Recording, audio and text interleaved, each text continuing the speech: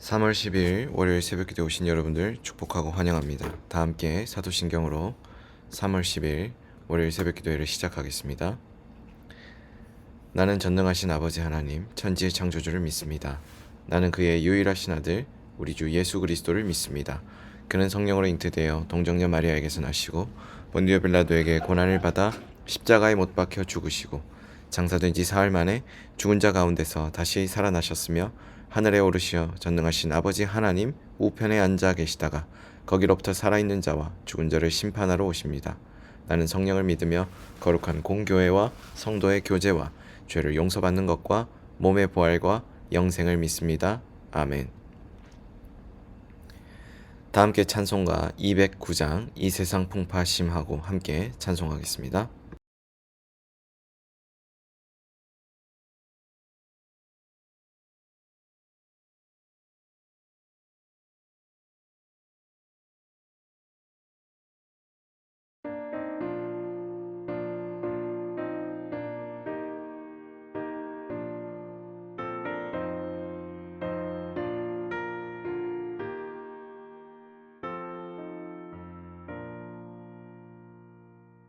이 세상 풍파심하고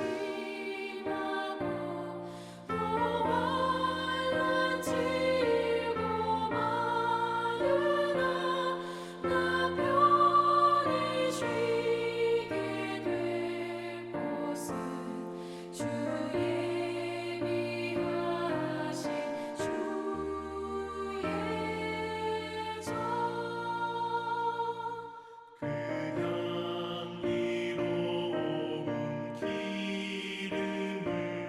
주 내게 부어주셔서 내 기쁨 더해주는 곳 주 피로 사신 주의 정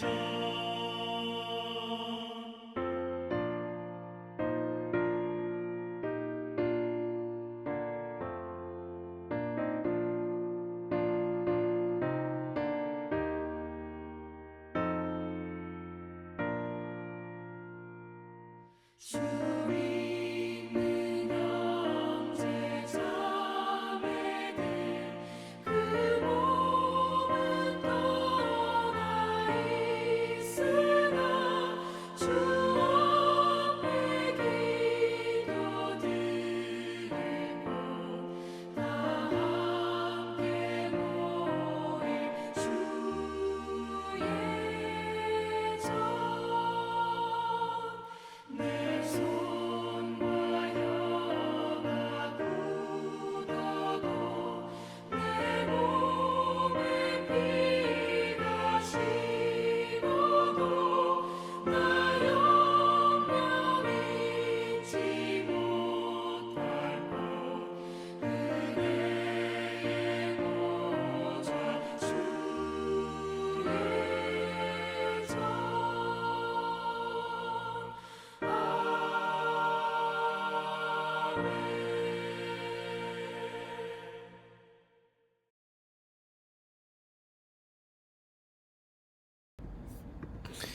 이 시간에는 공동의 기도 제목을 위해서 함께 기도하겠습니다. 첫 번째로는 나라를 위해서 함께 기도하겠습니다. 나라를 위해서 함께 기도할 때에는 우리나라의 사회를 위해서 함께 기도하겠습니다. 우리나라의 사회가 약자를 보호하고 소통이 잘 이루어지는 사회가 될 수 있도록 위해서 함께 기도하겠습니다. 특별히 우리 사회에 존재하고 있는 여러 취약계층들이 있습니다. 청소년들뿐만 아니라 노약자, 장애인, 그리고 해외에서 들어온 이주 노동자들, 이 여러 사회 계층들은 사회적으로 많은 사각지대에 놓여서 보호를 잘 받지 못하는 것으로 알려져 있는데, 우리 사회가 이들을 향한 배려와 이들을 향한 보호가 잘 이루어져 가는 사회가 될 수 있도록 위해서 함께 기도하도록 하겠습니다. 또한 우리 사회가 이 일을 위해서 소통을 잘 이루어가고 소통을 이루어가는 과정에서 갈등이나 혐오가 아닌 배려와 존중을 이루어가는 그런 사회가 될 수 있도록 위해서 함께 기도하도록 하겠습니다. 두 번째로는 국내외 선교를 위해서 함께 기도하겠습니다. 국내외 선교를 위해서 함께 기도할 때에는 아나톨레 성경 연구 모임을 위해서 함께 기도하겠습니다. 아나톨레 성경 연구 모임이 성경적 지도자를 잘 양성해 가고 또 이를 위해서 수고하시고 헌신하시는 박영덕 목사님께서 감당하시는 사역들 가운데 주님께서 공급해 주시는 힘과 능력과 지혜를 의지하여 잘 감당할 수 있도록 또 위에서 함께 기도하도록 하겠습니다.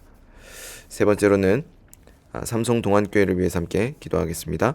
삼성 동안교회를 위해서 함께 기도할 때에는 우리 교회가 비신자, 낙심자 사역을 위해서 찾는 이들로 일컬어지는 그들을 위한 사역을 진행할 때 쓰임받는 교회가 될 수 있도록 또한 유아 유치부를 위해서 함께 기도하도록 하겠습니다. 우리 교회가 이 일을 감당하는 가운데 맡기신 귀한 사명들 가운데 찾는 이들을 위한 사역을 감당해 갈 것입니다. 그 사역들은 현재 1:1 성경 공부, 또 새소식반, 또 진로교실 등과 같은 여러 가지 사역들로 편성되어 있는데 이 찾는 이들을 위한 사역이 잘 세워지고 또 귀한 열매가 있도록 또 위에서 함께 기도하며 양육받는 우리 어린이들이 유아 유치부를 통해서 귀한 다음 세대로 잘 양육되어 갈 수 있도록 위해서 기도해 주시고 이를 위해 수고하시는 심소연 전도사님을 위해서도 기도하도록 하겠습니다. 네 번째로는 교우 가정을 위해서 함께 기도하겠습니다. 교우 가정을 위해서 함께 기도할 때에는 백승준 교우 가정을 위해서 함께 기도하도록 하겠습니다. 백승준 교우 가정이 하나님 은혜로 이 가정을 잘 또 세워가며 하나님 나라의 풍성함을 경험하는 귀한 가정 될 수 있도록 위해서 함께 기도하도록 하겠습니다. 다섯 번째로는 새벽 기도회를 위해서 함께 기도하겠습니다. 계속해서 온라인으로 진행되고 있는 새벽 기도회 가운데 방송상의 문제가 생기지 않도록 위해서 기도해 주시고 온라인으로 진행되고 있는 이 새벽 기도회를 통해서 성령의 세밀한 음성을 듣고 돌아가는 귀한 은혜의 시간들 될 수 있도록 위해서 함께 기도하도록 하겠습니다. 함께 나눈 이 5가지 기도 제목을 위해서 이 시간 한 목소리로 기도하겠습니다.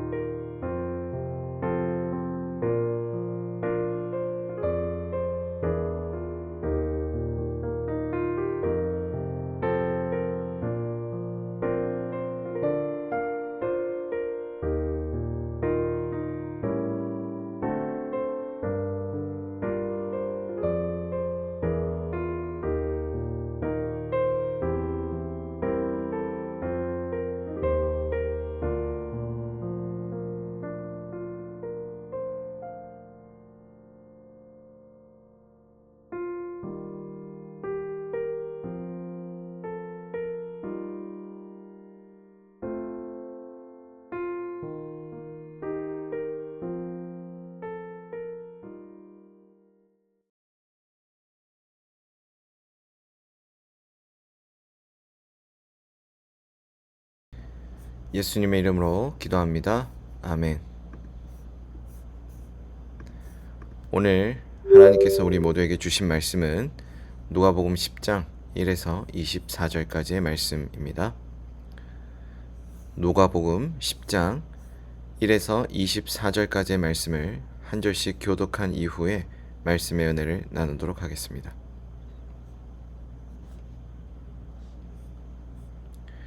한 절씩 교독합니다. 그 후에 주께서 따로 70인을 세우사 친히 가시려는 각 동네와 각 지역으로 둘씩 앞서 보내시며 이르시되 추수할 것은 많되 일꾼이 적으니 그러므로 추수하는 주인에게 청하여 추수할 일꾼들을 보내주소서 하라. 갈지어다 내가 너희를 보냄이 어린 양을 이리 가운데로 보냄과 같도다. 전대나 배낭이나 신발을 가지지 말며 길에서 아무에게도 문안하지 말며 어느 집에 들어가든지 먼저 말하되 이 집이 평안할지어다 하라. 만일 평안을 받을 사람이 거기 있으면 너희 평안이 그에게 머물 것이요 그렇지 않으면 너희에게로 돌아오리라. 그 집에 유하며 주는 것을 먹고 마시라. 일꾼이 그 삭슬 받는 것이 마땅하니라. 이 집에서 저 집으로 옮기지 말라. 어느 동네에 들어가든지 너희를 영접하거든 너희 앞에 차려놓은 것을 먹고 거기 있는 병자들을 고치고 또 말하기를 하나님의 나라가 너희에게 가까이 왔다 하라. 어느 동네에 들어가든지 너희를 영접하지 아니하거든 그 거리로 나와서 말하되 너희 동네에서 우리 발에 묻은 먼지도 너희에게 떨어 버리노라. 그러나 하나님의 나라가 가까이 온 줄을 알라 하라. 내가 너희에게 말하노니 그날에 소돔이 그 동네보다 견디기 쉬우리라. 화 있을진저 고라시나 화 있을진저 벳세다야 너희에게 행한 모든 권능을 두로와 시돈에서 행하였더라면 그들이 벌써 베옷을 입고 제에 앉아 회개하였으리라. 심판때에 두로와 시돈이 너희보다 견디기 쉬우리라. 가버나움아 내가 하늘에까지 높아지겠느냐 음부에까지 낮아지리라. 너희 말을 듣는 자는 곧 내 말을 듣는 것이요 너희를 저버리는 자는 곧 나를 저버리는 것이요 나를 저버리는 자는 나 보내신 이를 저버리는 것이라 하시니라. 70인이 기뻐하며 돌아와 이르되 주여 주의 이름이면 귀신들도 우리에게 항복하더이다. 예수께서 이르시되 사탄이 하늘로부터 번개같이 떨어지는 것을 내가 보았노라. 내가 너희에게 뱀과 전갈을 밟으며 원수의 모든 능력을 제어할 권능을 주었으니 너희를 해칠 자가 결코 없으리라. 그러나 귀신들이 너희에게 항복하는 것으로 기뻐하지 말고 너희 이름이 하늘에 기록된 것으로 기뻐하라 하시니라. 그때 예수께서 성령으로 기뻐하시며 이르시되 천지의 주제이신 아버지여 이것을 지혜롭고 슬기 있는 자들에게는 숨기시고 어린 아이들에게는 나타내심을 감사하나이다. 옳소이다. 이렇게 된 것이 아버지의 뜻이니이다. 내 아버지께서는 모든 것을 내게 주셨으니 아버지 외에는 아들이 누구인지 아는 자가 없고 아들과 또 아들의 소원대로 계시를 받는 자 외에는 아버지가 누구인지 아는 자가 없나이다 하시고 제자들을 돌아보시며 조용히 이르시되 너희가 보는 것을 보는 눈은 복이 있도다. 내가 너희에게 말하노니 많은 선지자와 임금이 너희가 보는 바를 보고자 하였으되 보지 못하였으며 너희가 듣는 바를 듣고자 하였으되 듣지 못하였느니라. 아멘. 오늘 우리가 함께 읽은 누가복음 10장 1에서 24절까지의 말씀에서는 예수님께서 70인을 세우시고 둘씩 각 동네로 파송하시는 장면이 기록되어 있습니다. 특히 1절부터 16절까지의 단락에서는 바로 이와 같은 그 과정이 어떤 방식으로 어떤 과정으로 진행되었는지가 기록되어 있습니다. 주님께서 제자들을 파송하신 것은 공간복음 모두에 기록되어 있지만 마태복음과 마가복음에서는 12제자를 중심으로 파송된 것을 기록하고 있고 누가복음에서는 12제자들 뿐만 아니라 70인을 파송한 것을 기록하고 있습니다.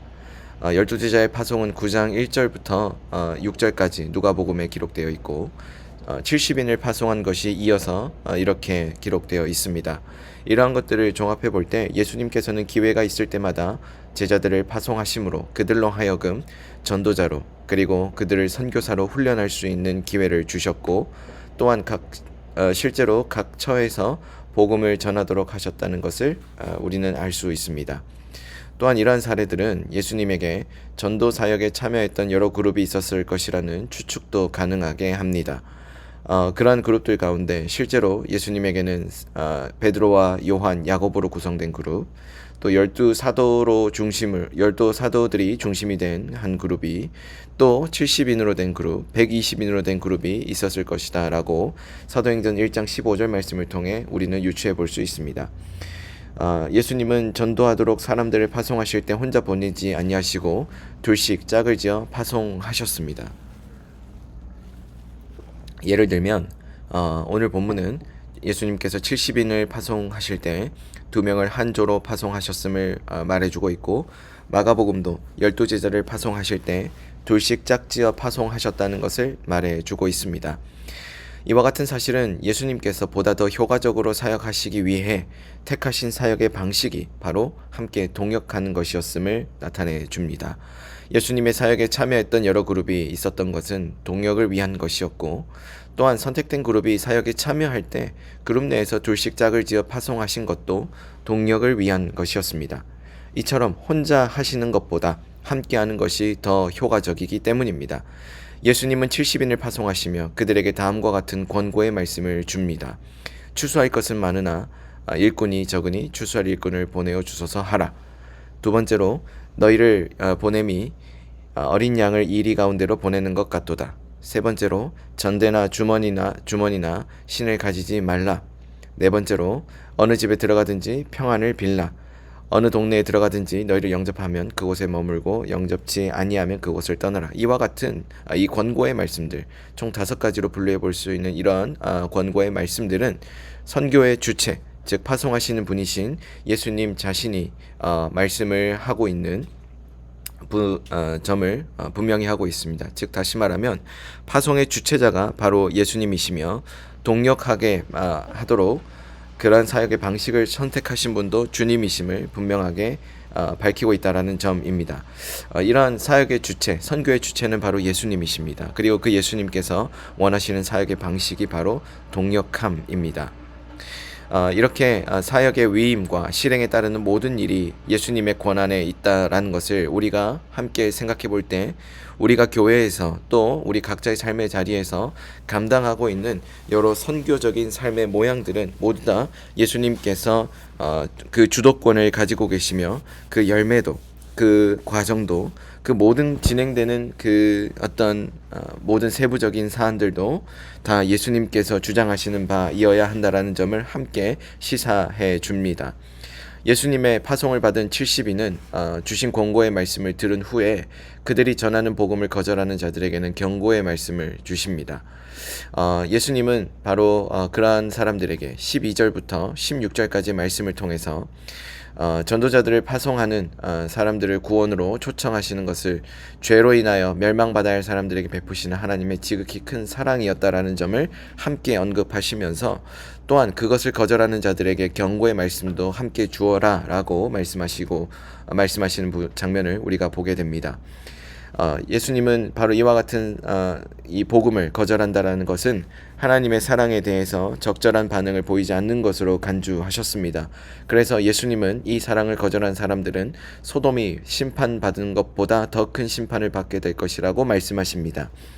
그리고 실제로 거듭 주시는 권고의 말씀에도 불구하고 마음을 강팍하게 품은 사람들은 끝까지 구원의 초청을 거부한 고라신과 벳세다에게 화가 임할 것이다 라는 것으로 비유적으로 그들에게 경고를 주십니다. 여기 언급하고 있는 고라신, 가버나움은 서북쪽, 이 가버나움의 서북쪽에 약 2마일 지점쯤 위치해 있는 곳으로 한 10km 정도 떨어져 있다라고 우리가 생각해 볼 수 있는데, 이 베세다는 요단강 동쪽 지방, 요단강이 호수로 들어오는 바로 그 근방에 있었던 지역으로 당시에는 매우 큰 도시였습니다.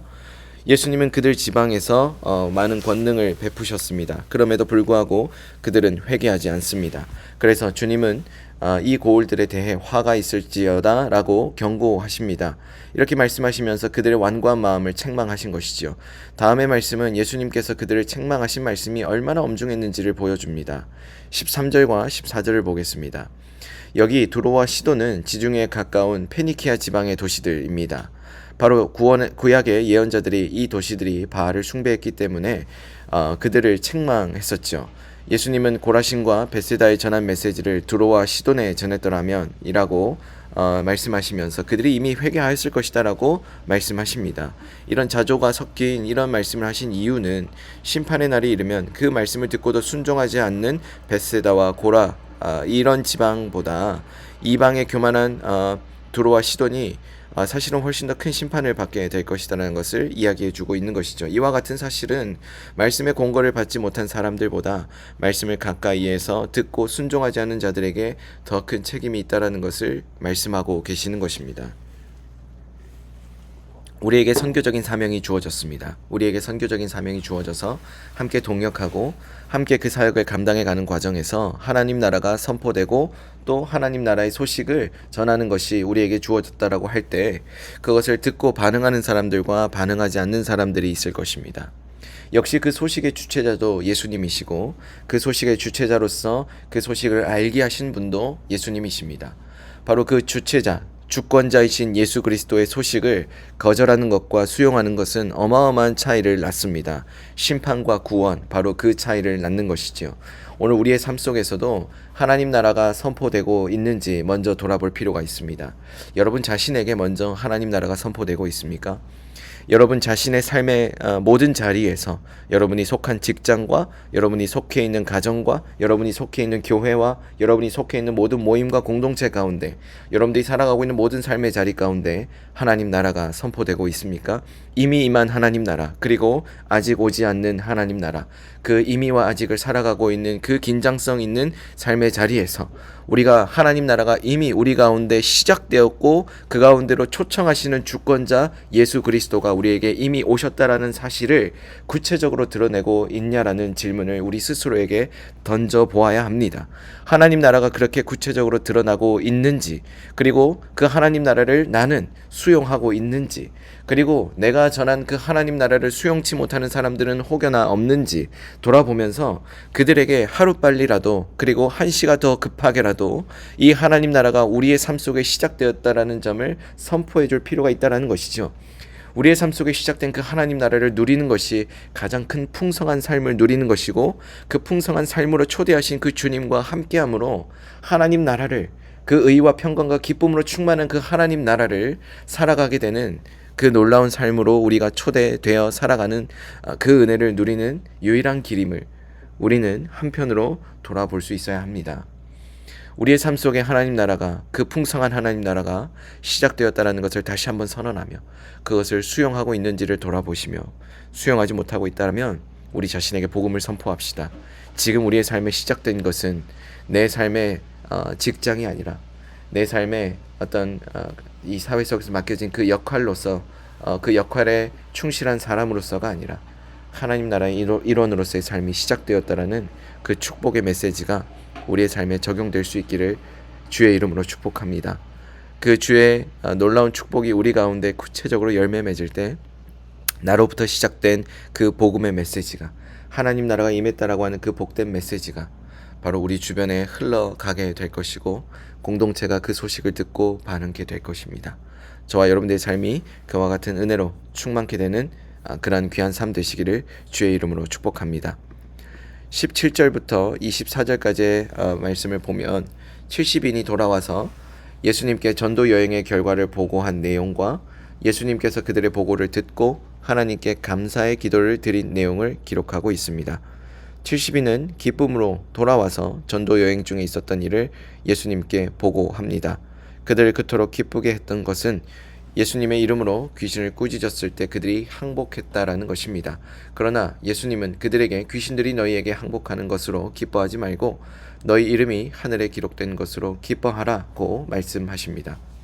이것은 사역자로서 기뻐할 일은 그 사역의 현장에서 나타나는 놀라운 일이나 사역의 결과가 아닌 바로 그 이상의 것들이어야 함을 우리에게 말씀해주고 있습니다. 만일 우리의 기쁨이 사역의 결과이고 사역의 열매였다라고 한다면, 또 그것에 치중되어 있다라고 한다면 우리는 그 사역의 본질을 놓치고 있을 수도 있습니다. 우리의 기쁨은 우리의 이름이 하늘나라에, 하나님 나라에 영원히 기록되는 것이고, 또한 주님의 부르심에 순종하는 것 자체에 있습니다. 사역 현장에서 우리가 원하는 일이 일어나지 않을 때에도 우리는 하나님의 백성으로서 보내심을 받아 그곳에서 사역한 것 자체로 기뻐할 수 있는 것입니다. 예수님은 70인으로부터 전도여행 보고를 들으시고 하나님께서 자신의 선하신 뜻대로 택하신 자들을 구원으로 이끄시는 것에 감사하며 하나님께 감사의 기도를 드렸습니다. 천지의 주제이신 아버지여, 이것을 지혜롭고 슬기 있는 자들에게 숨기시고 어린아이들에게는 나타내심을 감사하나이다. 옳소이다. 이렇게 된 것이 아버지의 뜻이니이다. 이렇게 말씀하고 계시는 21절 말씀을 함께 볼까요? 지혜롭고 슬기 있는 자는 세상에서 주류에 속하는 자들을 의미하고 어린아이들은 세상의 가치관으로 판단할 때 아무것도 내세울 것이 없는 힘없는 사람들을 의미합니다. 본문은 이처럼 지혜로운 자와 어린아이를 구별하고 있는 것으로 말씀을 시작하는데 어떤 기준에 의해 사람들을 구별하는 것이 이 말씀의 목적이 아니고 오히려 이와 같은 구별을 초월하는 하나님의 은혜에 대해서 말해주는 것에 그 초점이 있습니다. 실제로 하나님의 은혜는 이와 같은 구별과 관계없이 오직 하나님의 선하신 뜻에 따라 때로는 어린아이들과 같은 자들에게 풍성한 은혜로 주시지만 때로는 지혜로운 자들로부터 은혜를 취하시기도 하신다라는 점입니다. 예수님의 은혜가 예수님께서 선포하신 그 하나님 나라의 은혜가 그 세상의 가치관과 다른 바로 그 은혜가 약한 자들에게 먼저 임해서 그들을 부르시고 그들로 하여금 세상에서 크고 위대한 일을 행하시는 하나님께 감사하며 이렇게 말씀하시도록 한다라는 것이죠. 옳소이다. 이렇게 된 것이 아버지의 뜻입니다. 사랑하는 여러분, 저와 여러분들이 어린아이와 같이 별 볼 일 없는 삶의 모양일 수 있습니다. 그러나 그 별 볼 일 없는 삶의 모양을 가지고 살아가는 저와 여러분들의 삶의 자리에 하나님의 놀라운 복음의 메시지가 임할 때 하나님 나라의 영광이 우리를 통하여 드러나게 된다는 사실을 잊지 마시기 바랍니다. 우리는 그 영광을 살아내는 존재이고 그 영광을 살아가게 될 때 하나님 나라의 놀라운 그 풍성함을 살아내는 자들입니다. 저와 여러분들에게 그와 같은 삶의 놀라운 은혜가 함께 임하여서 하나님 나라의 풍성함을 살아가게 되는 저와 여러분들의 삶 되시기를 주의 이름으로 축복합니다. 함께 기도하시겠습니다. 주님, 우리가 주의 영광을 살아내며 복음 전하는 복음 전달자로 하나님 나라의 그 시작을 전하는 그 하나님 나라의 일원으로 살아가는 우리가 되게 하여 주옵소서. 사랑이 많으신 예수님 이름으로 기도드립니다. 아멘. 다 함께 주기도문으로 오늘 새벽 기도를 마치겠습니다. 하늘에 계신 우리 아버지, 아버지의 이름을 거룩하게 하시며 아버지의 나라가 오게 하시며 아버지의 뜻이 하늘에서와 같이 땅에서도 이루어지게 하소서. 오늘 우리에게 일용할 양식을 주시고 우리가 우리에게 잘못한 사람을 용서하여 준 것 같이 우리 죄를 용서하여 주시고 우리를 시험에 빠지지 않게 하시고 악에서 구하소서. 나라와 권능과 영광이 영원히 아버지의 것입니다. 아멘. 이 시간 이후에는 각자 가진 기도 제목을 위해서 기도하겠습니다.